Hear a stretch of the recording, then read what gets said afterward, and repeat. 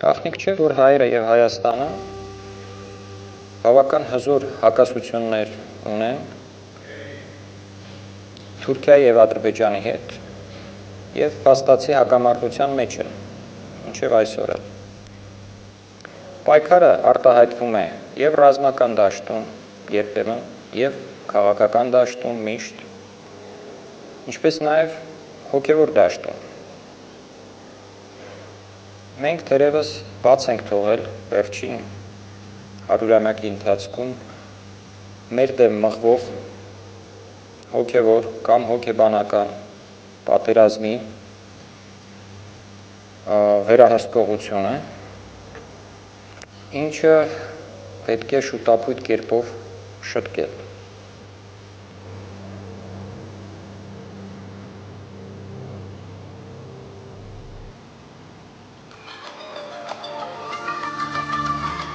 Հայտնի է, որ թուրքական պատմագրությունը տասնամյակներ շարունակ կեղծում է հայոց պատմությունը։ Թուրքական եւ ադրբեջանական պատմագրության դեմ բավական գրվել է եւ բավական հակահարված որոշ չափով հասցվել է։ Սակայն որոշ ուժեր, որոնք դաշնակից են Թուրքիայի եւ Ադրբեջանի, նույնպես մասնակցում են այդ կեղծարարության աշխատանքներին, այդ ուժերը շատ ավելի գիտականորեն, գիտական շղարշով են աշխատում, այդ իսկ պատճառով էլ նրանց դեմ մինչև այսօր շատ քիչ բան է գրվել, շատ քիչ բան է ասվել, ավելի կոնկրետացնեմ։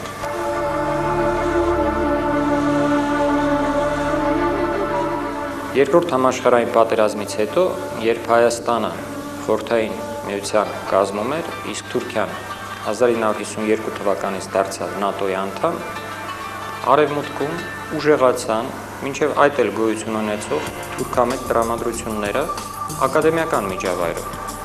Այն թեզերը, որոնք պաշտպանում էր թուրքական պատմագրությունը Հայաստանի նկատմամբ, այսինքն, որ Հայաստանը երբևէ չի եղել անկախ պետություն, Հայաստանը չի ունեցել հայկական մեծամասնություն, Հայաստան պետություն առհասարակ չի եղել, այլ դա եղել է մի ինչ-որ աշխարհագրական եզր, ինչպես օրինակ Աֆրիկան, այդ թեզերը եւ շատ մյուս թեզեր, կողմնակի թեզեր սկսեցին զարգացվել արևմտյան, հատկապես ամերիկյան պատմագրության մեջ։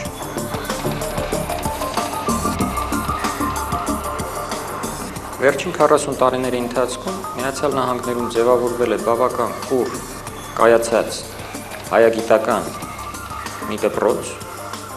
որը կասկածի տակ է առնում հայոց պատմության քաղաքական կշիռ ունեցող ամենակարևոր փաստերը եւ իրողությունները։ Թվարկեմ, առաջին, կասկածի տակ է առնվում եւ ժխտվում է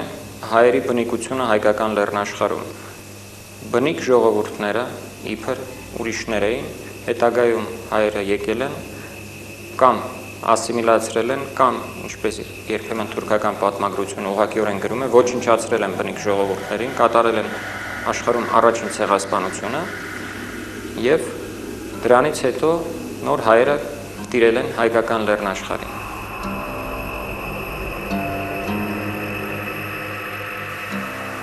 Երկրորդ, հայոց պատմագրության խոշորագույն երկերը, հայոց հավաքական հիշողության, կարելի ասել հիմնաքարերը, Մովսես Խորենացու հայոց պատմությունը, հատկապես, ինչպես նաև Ոսկե դարի մեր մյուս ստեղծագործությունները, Եղիշեի Վարդանանց պատերազմը, հայտարարվում են հավաստի պատմական նյութից զուրկ ստեղծագործություններ, գեղարվեստական երկեր, որոնք իբր հորինովի են, եթե մենք ընդունենք այդ տեսակետը, որ, ասենք, Մովսես Խորենացու մեր պատմահոր երկը, հայոց պատմությունը, հավաստի պատմական աղբյուր չներկայացնող նյութ է, մենք մեր պատմագրությունը կզրկենք իր հիմքից։ Չեմ ասում, որ մենք երբևէ չենք կարողանա նորմալ պատկերացնել, թե երբ է ստեղծվել հայկական պետությունը, ինչպիսի պայմաններում, ինչպիսի բանակ ենք մենք ունեցել, այս հարցը մեզ կարող է օգնել նաև այսօր կառուցելու համար մեր նոր ազգային բանակը, ինչպիսի ավանդույթներ ենք ունեցել ռազմական բնագավառում, պետական շինարարության բնագավառում եւ բազմաթիվ հարյուրավոր հարցեր կմնան մեզ համար անհասկանալի, այսինքն ինքներս մենք երբեք չենք հասկանա։ Սա երրորդ կետն է, որ մեր ազգային մեծ գործիչները, որոնք մեզ համար դարձել են այլևս խորհրդանիշ, այդ գործիչները սևացվում են։ Այդ գործիչները հայտարարվում են, ինչպես Խորենացին հայտարարվել է Հարվարդում լույս տեսած նրա թարգմանության, անգլերեն թարգմանության մեջ, առաջաբանում, թարգմանիչը Ռոբերտ Թոմսոնը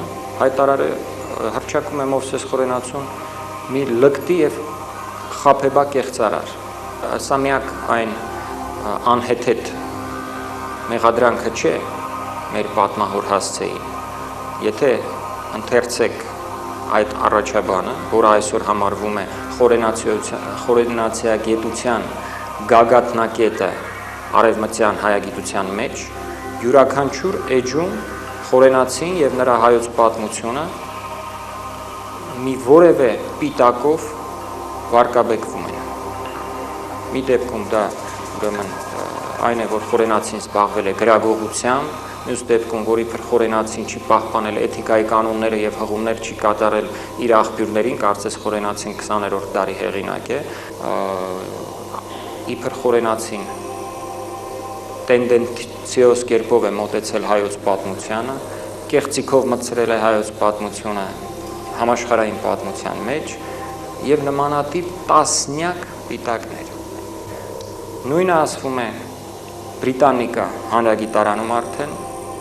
եթե բացեք Մովսես Խորենացի հոդվածը, Բրիտանիկա հանրագիտարանում ասված է, որ որևէ լուրջ պատմաբան Մովսես Խորենացուն այլևս չի վերաբերում իբրև 5-րդ դարի պատմիչ, իսկ Մովսես Խորենացու երկն էլ